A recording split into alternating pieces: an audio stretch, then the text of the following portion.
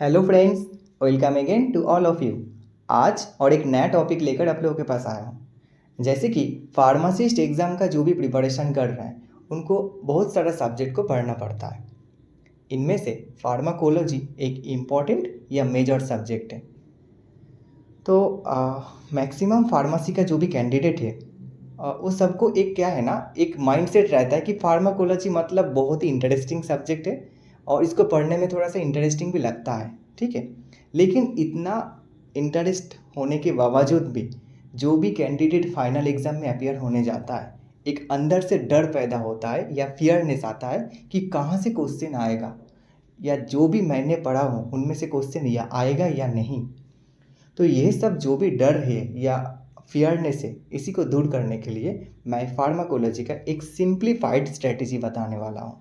Okay, तो pharmacology जो subject है, इसका जो भी चैप्टर या टॉपिक है, इसको आपको क्या है ना, आइसोलेट करना है। कोई कौन सा इम्पोर्टेंट चैप्टर या टॉपिक है और उनमें से मुझे कौन सा चीज़ को ज़्यादा ध्यान रखना है।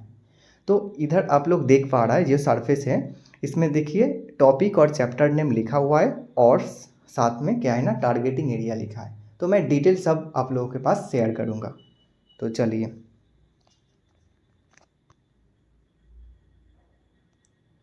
तो देखिए फर्स्ट ऊपर में लिखा है कि important topics to be covered for pharmacist exam. तो आज हम लोग फार्माकोलॉजी के लिए बात कर रहे हैं, उसीलिए फार्माकोलॉजी के इधर लिखा हुआ है। ठीक है, तो देखिए फर्स्ट क्या है ना, टॉपिक और चैप्टर नेम। सो टॉपिक और चैप्टर नेम मतलब फार्माकोलॉजी के सिलेबस में जो भी चैप्टर्स है उनमें से जो भी इंपॉर्टेंट टॉपिक और चैप्टर है वो मैंने इधर लिखा हूँ। ठीक है, तो फर्स्ट है कि जनरल फार्माकोलॉजी। फार्माकोलॉजी का अगर सबसे ज़्यादा कोई इंपॉर्टेंट चैप्टर है तो वो है क्या, जनरल फार्माकोलॉजी। तो जनरल फार्माकोलॉजी में कुछ भी नहीं छोड़ना है, all of the things to be covered. इसमें से जो भी क्वेश्चन आता है जनरल फार्माकोलॉजी का, हर जगह से आ सकता है। तो इसीलिए जनरल फार्माकोलॉजी आपको each and everything detail study करना होगा। What is kinetics, what is dynamics, means kinetics के अंदर absorption, distribution, metabolism, elimination, clinical trials आता है। ठीक है, और क्या है ना, route of the drug administration, ये सब कुछ क्या है ना जनरल फार्माकोलॉजी के अंदर आता है। ये बहुत ही इंपॉर्टेंट टॉपिक है। देन क्या है ना, एएनएस या ऑटोनोमिक नर्वस सिस्टम। तो ये जो ऑटोनोमिक नर्वस सिस्टम है, तो ये ऑटोनोमिक नर्वस सिस्टम में एक्चुअली क्या है ना, देखिए ऑटोनोमिक नर्वस सिस्टम, इसमें लोकेशन ऑफ रिसेप्टर को मेन टारगेटिंग एरिया करना होगा।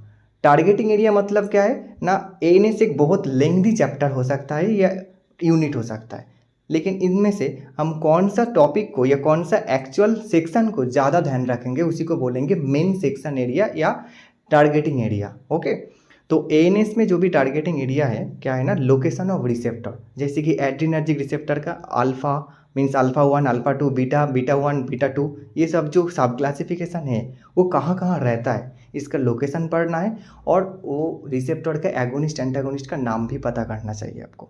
ठीक है, और क्या है ना, classification of the drugs, cholinomimetic drug, okay, anticholinergic drug, adrenergic drug, anti adrenergic drug, सब डिटेल्स आपको इसमें क्लासिफिकेशन से पढ़ना है। ठीक है, और क्या है ना, ग्लूकोमा एंड माइस्थेनिया ग्रेविस, ये सब चीज़ क्या है ना आपका एएनएस में आता है।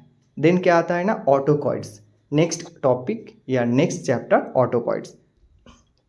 ऑटोकॉइड्स में क्या पढ़ना है, histamine and anti histamine. Okay, histamine का भी रिसेप्टर होता है, उसका क्लासिफिकेशन वगैरह, लोकेशन वगैरह थोड़ा सा देख लीजिएगा। उसके बाद एंटी हिस्टामिन का जो भी क्लासिफिकेशन है ड्रग का, highly sedative, moderately sedative, okay, then second generation, okay, less sedative, ये सब जो आता है, ये सब क्लासिफिकेशन ठीक से ध्यान से देख लीजिएगा। और क्या है ना, anti rheumatoid drug, okay, anti rheumatoid drug and NSAID, okay, और हिस्टामिन एंटी हिस्टामिन मैं पहले ही बोल चुका हूँ। ठीक है, फिर आ रहा है क्या है ना, फिर आ रहा है क्या ना, कार्डियोवास्कुलर ड्रग। तो कार्डियोवास्कुलर ड्रग नेक्स्ट टॉपिक है। कार्डियोवास्कुलर ड्रग में बेसिकली क्वेश्चन पूछा जाता है क्लासिफिकेशन ऑफ ड्रग से। ठीक है, classification of drugs means antianginal drug, antiarrhythmic drug, antihypertensive drug, और उसका मैकेनिज्म ज़्यादा डिटेल्स नहीं पढ़ना है, जो सुपरफिशियल वन लाइनर मैकेनिज्म होता है वही सब देखना है मैक्सिमम। और क्या है ना, कार्डियोवास्कुलर ड्रग का जो भी पोटेंट या जो भी मेन ड्रग होता है वो सब ड्रग का एडीआर देख के जाना है आपको। ठीक है, सो classification of drugs, mechanism, ADR also, and RAS system means renin angiotensin aldosterone system. ये भी बहुत इंपॉर्टेंट है, इसको भी आपको देखना है, ठीक है।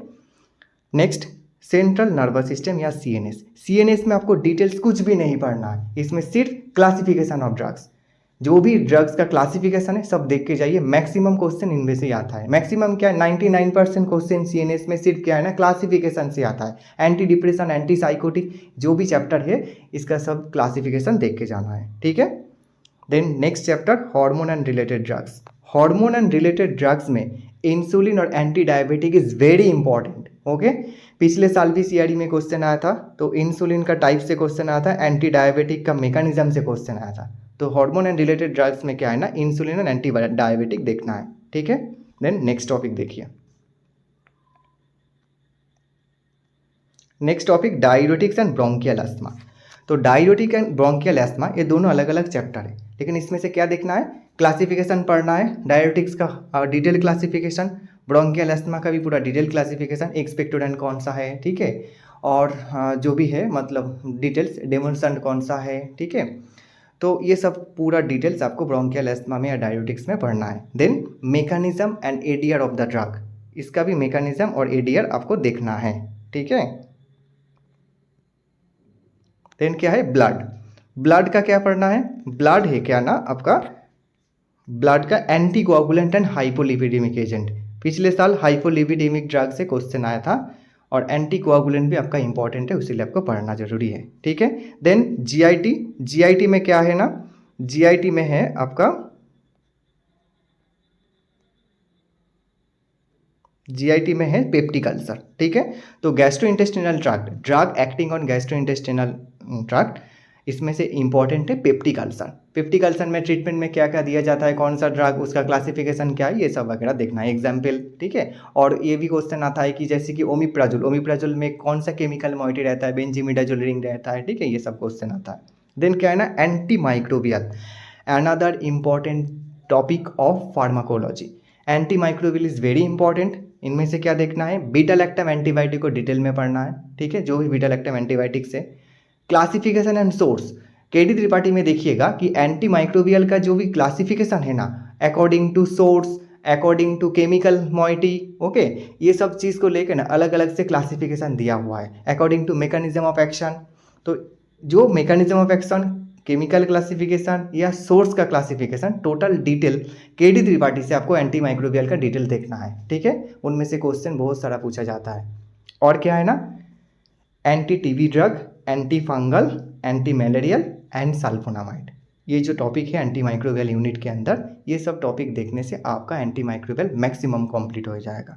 तो आपको जो भी मैंने टॉपिक या चैप्टर को बताया हूँ, और जो भी टारगेटिंग एरिया आपको मैं बोला हूँ, ये टारगेटिंग एरिया टॉपिक को अगर आप पढ़ लेंगे तो इसका मतलब ये है कि आप फार्माकोलॉजी में 90% क्वेश्चन जो भी आएगा आप अटेम्प्ट कर सकते हैं, ठीक है, क्योंकि इससे बाहर आने का चांसेस बहुत ही कम रहता है, रेयरिस्ट। तो यही सबसे हाईलाइटेड टॉपिक होता है। तो मुझे ये यकीन है कि आप लोगों को ये जो इन्फॉर्मेशन बहुत ही हेल्पफुल होगा। तो ऑल द बेस्ट, आप लोग प्रिपेयर करते रहिए।